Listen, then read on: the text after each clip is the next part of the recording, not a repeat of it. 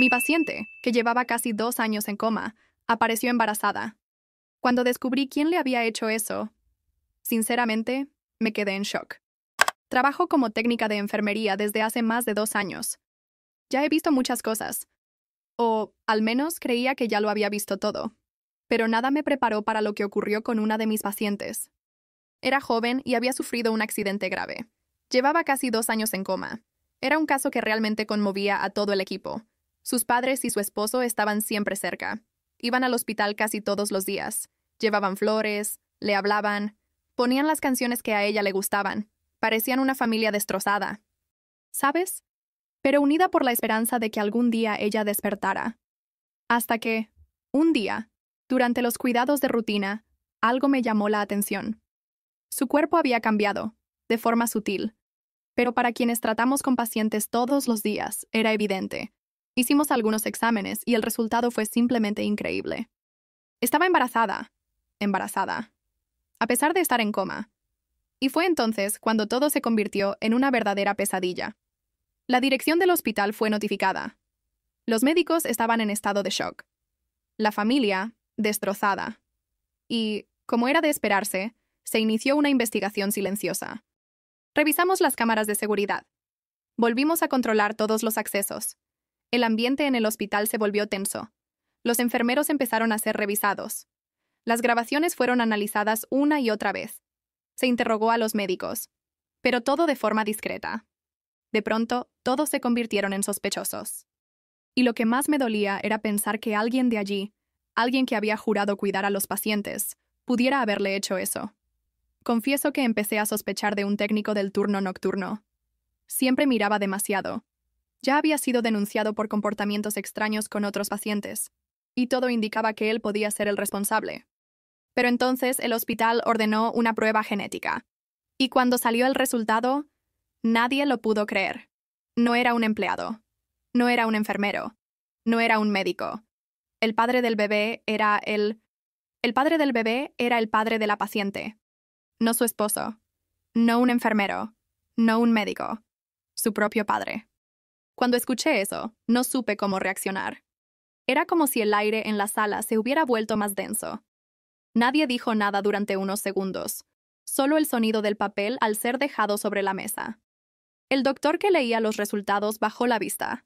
La directora del hospital no levantó la cabeza en ningún momento. Nadie quiso mirarse a los ojos. Yo me quedé sentada, sin moverme. La madre de la paciente estaba presente. Estaba sentada a mi lado. Primero no entendió. Lo repitieron. Más claro. Más lento. Ella preguntó: ¿cómo que su padre? ¿Qué padre? Y ahí fue cuando se rompió. Gritó. Se tapó la cara. Golpeó la mesa. Intentamos calmarla, pero no había forma. Se cayó de la silla. Empezó a hiperventilar. Tuvieron que llevarla a la enfermería. El padre, el hombre que venía todos los días con flores, con música, con frases dulces al oído de su hija, no estaba en esa reunión. Nadie sabía dónde estaba. Uno de los médicos dijo que lo había visto en el pasillo hacía 10 minutos. Salimos a buscarlo, pero ya se había ido. La dirección del hospital ordenó silencio absoluto. Nada de hablar con la prensa. Nada de comentar con otros pacientes o familiares. Nadie debía saber nada. Yo no podía dormir. Esa noche volví a casa y me senté frente al televisor apagado por casi 2 horas. No sabía qué pensar. ¿Qué hacer? No podía quitarme la imagen de esa mujer acostada, inconsciente, y el hombre que decía amarla como padre, acercándose sin que nadie lo notara, sin que nadie lo detuviera. Sentí culpa, asco, vergüenza. Estaba en esa sala todos los días. Como no vi nada. La investigación interna se intensificó. Accesos, cámaras, registros. Pero todos sabíamos que si era él, si fue durante las visitas familiares, no quedaría nada grabado. El hospital, oficialmente, no hizo la denuncia. Dijeron que correspondía a la familia. La madre desapareció por 2 días. El esposo de la paciente no volvió al hospital. Algunos decían que no podía soportar la vergüenza. Otros, que sospechaba desde antes. A mí me tocó volver a turno 2 días después. Cuando entré al cuarto de la paciente, no pude evitar mirarla diferente. Dormía igual que siempre. Pálida, quieta, respirando con ese ritmo artificial. Y ahí estaba su vientre. Un poco más grande, moviéndose. La enfermera que me acompañaba me preguntó si estaba bien. Le dije que sí. Mentí. El padre volvió al hospital 3 días después. Entró por la recepción como siempre, saludando como si nada hubiera pasado. Llevaba una bolsa con frutas y una revista en la mano. Lo vi desde el pasillo. Fingí estar revisando el carro de medicación solo para no cruzarme con él. La dirección ya había dado la orden. Seguía autorizado a visitar a su hija. Nadie lo decía en voz alta, pero el miedo se sentía en el ambiente. No miedo a él como persona, aunque también, sino miedo a lo que significaba tenerlo ahí. Miedo a lo que revelaba de todos nosotros. Ese día se quedó más tiempo del habitual en la habitación. Cerró la puerta. Eso estaba prohibido. Avisé. Nadie vino. A los 10 minutos golpeé yo misma y entré sin esperar respuesta. Estaba sentado a su lado, hablándole al oído, su mano sobre la mano de ella. Se giró despacio al verme. Me saludó con una sonrisa. Solo estábamos teniendo un momento en familia, dijo. No respondí. Revisé los signos vitales, anoté en la planilla y salí. Me fui directo a la supervisora. Le conté lo que vi. Me dijo que tomaba nota, pero que no había nada ilegal en lo que el hombre había hecho. ¿Y lo del ADN? Pregunté. Es asunto privado de la familia, respondió, y volvió a su pantalla. Esa noche no pude contenerme. Llamé a una amiga que trabaja en administración legal del hospital. Le pregunté si realmente no había nada que el hospital pudiera hacer. Ella se quedó en silencio unos segundos. Te voy a decir algo, pero no lo repitas. El hospital tiene miedo. Si denuncia, reconoce que algo pasó bajo su vigilancia.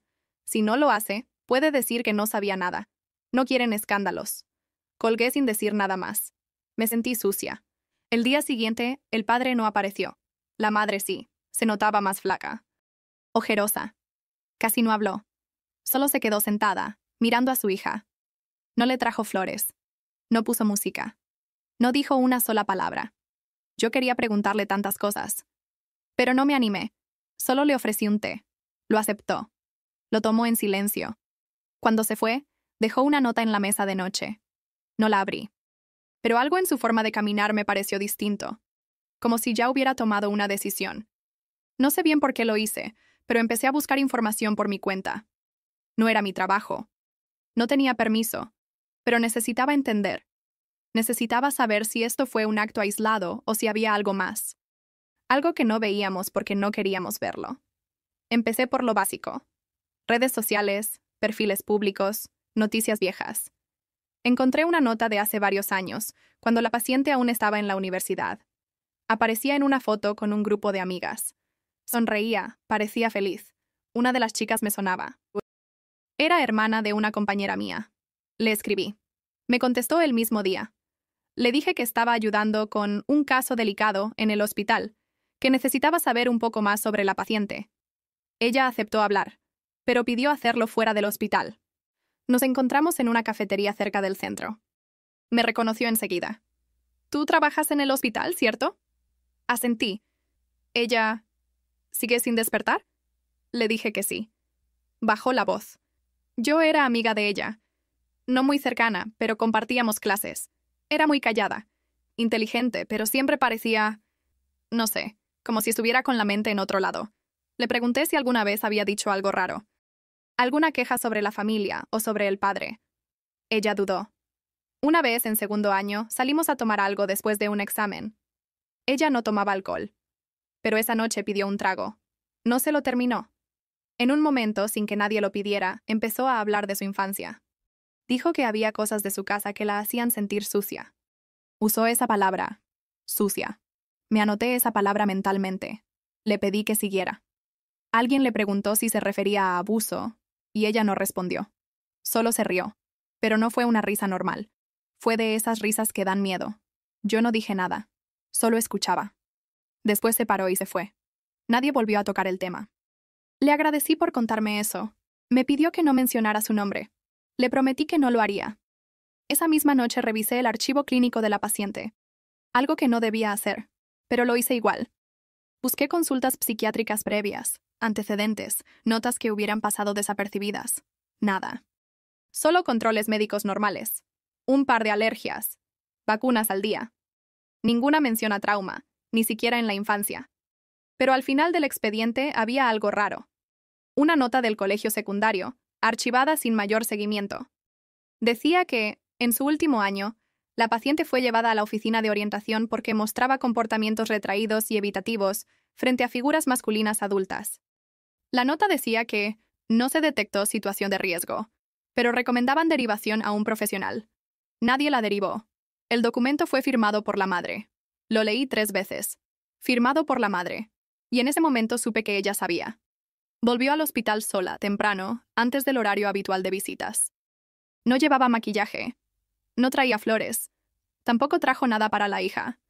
Caminaba como si ya no le importara que la vieran. Como si no estuviera ocultando nada. Yo estaba preparando la medicación del primer turno. Cuando me vio, vino directo a mí. ¿Podemos hablar?, preguntó. Asentí. Le indiqué una sala vacía al fondo del pasillo. Cerró la puerta con cuidado, pero no se sentó. «Tú sabes lo del ADN, ¿verdad?», dije que sí, bajando la voz. Ella respiró hondo, con los ojos fijos en la ventana. Afuera, un coche de transporte médico descargaba camillas. Era un día normal para todos, menos para ella. Yo también lo supe antes de que me lo dijeran. No necesité el resultado. Me quedé en silencio. Dejé que hablara. Durante años, vi cosas. Cosas que no quería ver. Gestos, miradas. A veces, me despertaba en la madrugada, y él no estaba en la cama. Cuando volvía, decía que había ido al baño. Pero el baño está al lado de la habitación. No hay forma de que no lo escuchara. Hizo una pausa. Le temblaba la mandíbula. No lloraba, pero estaba al borde. Una vez, cuando ella tenía 14, la encontré llorando en la ducha. No quiso decirme por qué. Le pregunté si algo le pasaba con su padre. Me dijo que no, que lo dejara en paz. Nunca más volví a insistir. La miré sin saber qué responder. No tengo excusas. No tengo forma de justificar lo que no hice. Solo quiero que entiendas algo. Se giró y me miró por primera vez. Yo no voy a dejar que ese bebé nazca en manos de él. No puedo deshacer lo que pasó. Pero voy a hacer todo lo posible para que no lo repita. Asentí, aún sin saber si debía decir algo más. ¿Me puedes ayudar?, preguntó. No era una petición médica. Era algo más. Sí, dije. Y lo dije en serio. Después de esa conversación con la madre, pedí el cambio de turno. Quería estar más presente, supervisar todo de cerca. Sabía que lo que venía iba a ser complicado. Ella cumplió su parte. Al día siguiente, presentó una solicitud formal para restringir las visitas del padre. Alegó riesgo emocional y pidió traslado de la paciente a una sala de mayor seguridad. La dirección del hospital no quería autorizar nada, pero el equipo legal tuvo que intervenir. No querían un escándalo más grande. Se aprobó el traslado. La movimos a una habitación interna, sin ventanas, con control de acceso limitado. Solo podían entrar los médicos tratantes, una enfermera por turno y la madre. Yo estaba entre esas enfermeras. La primera noche revisé todo 2 veces. Cables, monitores, registros, todo en orden. Pero no pude relajarme. Dormí mal, con el celular en la mano. El padre vino a la mañana siguiente. Se presentó en la recepción como siempre. Traía flores y un tupper con algo casero. Cuando le informaron del cambio, pidió hablar con la dirección. No lo atendieron. Insistió en que era una decisión unilateral, que tenía derecho como familiar directo. Nadie respondió. 1 hora después, se fue sin dejar palabra. No volvió al día siguiente. Tampoco al otro. La madre, en cambio, empezó a venir más seguido. No hablaba mucho con el equipo, pero con su hija sí. Le hablaba al oído, le acariciaba el brazo, le contaba cosas del pasado. A veces ponía música en volumen muy bajo. Una noche noté algo diferente. Estaba limpiando la piel de la paciente con una esponja húmeda. Al pasar por la mano derecha, sentí un leve movimiento. Me quedé quieta. Volví a pasar. Otro movimiento, pequeño, pero claro. Llamé a la médica de guardia. Vinieron 2 más. Verificamos los reflejos, nada concluyente. Pero estaba ahí. Algo. Una señal. No dijimos nada fuera del equipo. Acordamos monitorearla más de cerca. Al día siguiente, la madre trajo un peluche viejo. Dijo que era de la infancia. Lo puso en la cama. La paciente no reaccionó. Pero cuando se fue, y yo estaba acomodando las sábanas, vi una lágrima bajar por su mejilla. Solo una. Esa lágrima me dejó helada. No sabía si había sido real o si mi cabeza empezaba a proyectar cosas. Pero no podía dejarlo pasar. Ese mismo día, hablé con el psiquiatra del hospital. No era parte del equipo de cuidados intensivos, pero lo conocía de otros casos. Le conté lo que vi. Me escuchó en silencio. tomando notas con un lápiz muy corto, como hacía siempre. Cuando terminé, me dijo algo que no esperaba. Yo vi a esa chica hace unos años, antes del accidente. Vino con la madre, por sugerencia del colegio. Fue solo una consulta. Ella no quería hablar, pero la madre insistía.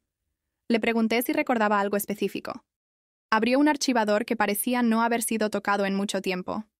Buscó por unos minutos, hasta que sacó una carpeta de cartón con el nombre de ella. Me la mostró, pero sin dejarla en mis manos. La madre mencionó que la chica había cambiado de comportamiento, que ya no dormía bien, que se encerraba en el baño. Dijo que a veces tenía miedo de verla con su padre, que algo no le cerraba, pero no tenía pruebas, solo intuiciones. Pasó la hoja. La paciente no habló casi nada. Dijo que estaba cansada, que solo quería irse. No permitió otra consulta. No firmó seguimiento. Le pregunté si había reportado algo. No, no había nada concreto. Y la madre no quiso avanzar. Guardó el archivo de nuevo. No puedo darte esto, pero puedo dejar constancia de lo que hablamos, por si alguien decide investigar en serio. Le agradecí. Antes de irme, le pregunté si, en retrospectiva, creía que había señales claras. Tardó en responder. No eran claras, dijo, pero estaban. Esa noche no pude dejar de pensar en esa única consulta, una oportunidad perdida, años atrás. Y nadie hizo nada. Volví a la sala antes de terminar el turno. La paciente dormía igual que siempre. La madre ya se había ido. Me quedé un rato en silencio, a su lado. Y entonces, por primera vez, vi cómo movía los dedos. Cuando informamos del movimiento de los dedos, el equipo médico fue cauto. Dijeron que podía ser reflejo, que no debíamos ilusionarnos. Pero todos sabíamos que era más que eso. Había intención. Ella estaba ahí. La madre lloró al enterarse. Volvió esa misma noche. Y se quedó horas hablándole, acariciándole la mano. En un momento me pidió quedarnos solas. Yo me senté al fondo de la sala, sin intervenir. Ella le hablaba de la casa, de sus canciones, de cuando era chica. Le pedía perdón. No gritaba, no exigía, solo pedía perdón. Al día siguiente, el padre apareció. No sé cómo se enteró. Tal vez alguien filtró algo. Tal vez fue solo intuición. Llegó temprano, sin flores, sin comida, sin sonrisas. Pidió entrar. Se le negó el acceso. Gritó. Amenazó. Dijo que era su hija, que tenía derechos, que lo estaban discriminando, que iba a demandar al hospital, a cada médico, a cada enfermero, que iba a hacer caer a todos. La seguridad tuvo que escoltarlo hasta la salida. Se resistió. Rompió un dispensador de gel. Nos insultó a todos. Lo vi alejarse por el pasillo. No parecía un padre desesperado. Parecía alguien que había perdido el control. O mejor dicho, el poder. Horas después, la dirección del hospital nos reunió. Estaban nerviosos. Querían evitar la prensa. Nos recordaron que no podíamos hablar del caso fuera del entorno profesional, que cualquier fuga de información sería sancionada. Pero ya era tarde. Esa misma tarde, una periodista se presentó en recepción. Dijo tener datos sobre un embarazo ocurrido durante un coma. Preguntó si era verdad. No se le permitió el ingreso, pero alguien la había llamado. Alguien había hablado. El hospital entró en modo contención. Las órdenes se endurecieron. Cambiaron los accesos. Redujeron el personal en contacto con la paciente. La dirección dejó claro que cualquier cosa relacionada con ese caso debía pasar por ellos. Yo seguía ahí, callada, pero observando todo. Esa noche, antes de irme, me acerqué a la cama. La paciente movió los dedos otra vez. Y esta vez giró un poco la cabeza. Muy poco. Apenas perceptible. Pero lo suficiente. Le tomé la mano. Ella apretó débilmente. No dije nada. No lloré. Solo supe que ahora, sí, ya no había vuelta atrás. El cambio fue lento. Día tras día, pasitos mínimos. Un dedo, un parpadeo, un giro leve de cabeza. Al principio, solo el equipo lo notaba. Luego la madre. Después los médicos. Ya no era posible negarlo. Ella estaba despertando. La madre empezó a venir con una energía distinta. Llevaba fotos familiares. Hablaba más. Ponía música baja, con auriculares puestos sobre las almohadas. No lloraba más frente a la hija. Se notaba concentrada, como si supiera que cada palabra, cada estímulo, importaba. Yo me mantenía cerca, pero en segundo plano. Hasta que un día, durante el aseo, La paciente abrió los ojos. No fue por completo. Apenas un parpadeo largo, luego otro. Los mantuvo abiertos. Me vio. Digo, me vio, porque sus ojos se fijaron en los míos. No se movían al azar. Me reconocía. Sabía que estaba ahí. Avisamos de inmediato. Vinieron todos. El equipo médico evaluó los reflejos, la capacidad de fijar la mirada, la respuesta al sonido. Aún no podía hablar ni moverse mucho, pero había contacto visual. Conciencia parcial. La madre se desmoronó. Se arrodilló al lado de la cama. Le hablaba en voz baja, con la frente apoyada en el colchón. Yo solo salí del cuarto. No quería interrumpir. Ese mismo día, el hospital emitió una orden de restricción formal contra el padre. No podía acercarse al área crítica. Alegaron riesgo para la paciente. Fue un gesto simbólico más que otra cosa, pero necesario. Y aún así, 2 días después, lo intentó. Apareció a última hora. Dijo que había venido a disculparse, que solo quería verla un segundo. Cuando se le negó, sacó una copia impresa de una carta. Dijo que era de su hija, que lo había perdonado. Lo detuvieron ahí mismo. No hubo violencia, pero sí tensión. La carta fue confiscada, no tenía firma. Nadie le creyó. Esa noche, cuando la sala estuvo tranquila, me acerqué a la paciente. Sus ojos estaban abiertos, más firmes. Le pregunté si me escuchaba. Parpadeó una vez. Le pregunté si quería ver a su madre. Parpadeó 2 veces. Le pregunté si quería ver a su padre. No respondió. Me quedé en silencio. Me quedé. Y entonces, con mucho esfuerzo, movió los labios. No emitió sonido, pero su boca dijo una sola palabra. No. Después de esa primera palabra, el proceso fue más rápido de lo que esperábamos. Con terapia del habla y estimulación constante, ella empezó a comunicarse mejor. Frases cortas, nombres. Algunas ideas sueltas, la mayoría confusas, pero una cosa era clara. No quería ver al padre. No lo quería cerca. No quería hablar de él. Eso bastó. La madre, con ayuda legal, presentó una denuncia formal. Llevó los resultados de ADN, los informes médicos, y una declaración firmada de su hija en la que afirmaba haber sido víctima de contacto físico inapropiado mientras estaba inconsciente. No mencionó la palabra violación, pero no hacía falta. La policía actuó más rápido de lo que imaginábamos. El padre fue detenido en su casa. No opuso resistencia. Fue trasladado para prestar declaración. Los medios ya lo sabían. Alguien filtró los detalles. El caso apareció en todos los portales al día siguiente. Paciente en coma queda embarazada. ADN confirma incesto. Su foto, la de ella, la del hospital. Todo. El escándalo fue total. El hospital negó responsabilidad. Dijo que era un asunto familiar, que no se cometió el acto dentro de las instalaciones, que no había pruebas de que hubiera ocurrido ahí. Muchos médicos se lavaron las manos. Varios colegas fueron llamados a declarar. Yo también. Preguntaron si alguna vez lo vi a solas con la paciente. Dije que sí. Me preguntaron si lo denuncié. Dije que lo informé. Me preguntaron si tenía pruebas. Dije que no. El abogado del padre intentó alegar incapacidad mental. Dijo que el hombre estaba bajo tratamiento psicológico, que sufría de trastornos disociativos, que no recordaba haber hecho nada. No coló. Pero al mismo tiempo, tampoco fue suficiente para una condena inmediata. El proceso se alargó. Apelaciones, informes, pericias. Mientras tanto, la paciente dio a luz. Fue por cesárea. Complicaciones menores. El bebé nació prematuro, pero con buen peso. No se permitió que la madre biológica lo viera en ese momento. La decisión fue tomada por ella misma. No puedo, dijo. Su voz era débil, pero firme. No puedo mirarlo. No es culpa suya, pero no puedo. Fue entregado a cuidado temporal por decisión judicial. Se abrió un proceso de adopción. Ella no preguntó más. Yo estuve ahí durante la cirugía. Vi su cara cuando escuchó el llanto del bebé. No lloró. Cerró los ojos. Silencio. No hizo falta más. Pasaron varios meses. El caso seguía en proceso judicial, pero ya no era noticia. Los medios se movieron a otras tragedias. El padre seguía detenido, esperando juicio. El hospital evitó demandas, pero varios funcionarios fueron reasignados. Yo ya no trabajaba ahí.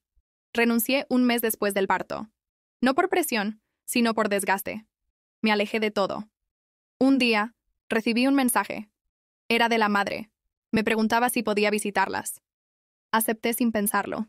Vivían en un departamento modesto alquilado con ayuda de la familia. Nada llamativo. Pocas cosas. Paredes limpias, sin fotos. Ella me abrió la puerta. La hija estaba sentada en el sofá, con una manta sobre las piernas. Más delgada, pero con los ojos más despiertos. No estaba del todo bien. Nunca lo estaría. Pero estaba viva. Y eso ya era mucho. Me acerqué despacio. Ella me miró. Tardó unos segundos, pero luego sonrió. Pequeño. Real. Me hizo un gesto con la mano para que me sentara. Hablamos poco. Del clima. De cosas tontas. No tocamos el tema. Hasta que ella me mostró una caja pequeña. La abrió. Había una foto adentro, borrosa, de un bebé envuelto en una manta blanca. No dijo nada. Solo me la entregó. La sostuve unos segundos. Luego la devolví. ¿Estás segura de que no quieres saber más de él? Pregunté. Ella negó con la cabeza. No necesito saber. Solo quería recordarme que existió. Asentí. No pregunté más. Antes de irme, la madre me acompañó hasta la puerta. Me abrazó. Fue un abrazo largo, sin palabras. Ya en la calle, no supe qué sentir. Nada parecía resuelto. Nada había terminado del todo. Pero por primera vez en mucho tiempo no sentí rabia. Solo una calma extraña. Silenciosa. Frágil. Una herida que no cerraba, pero que al menos ya no sangraba.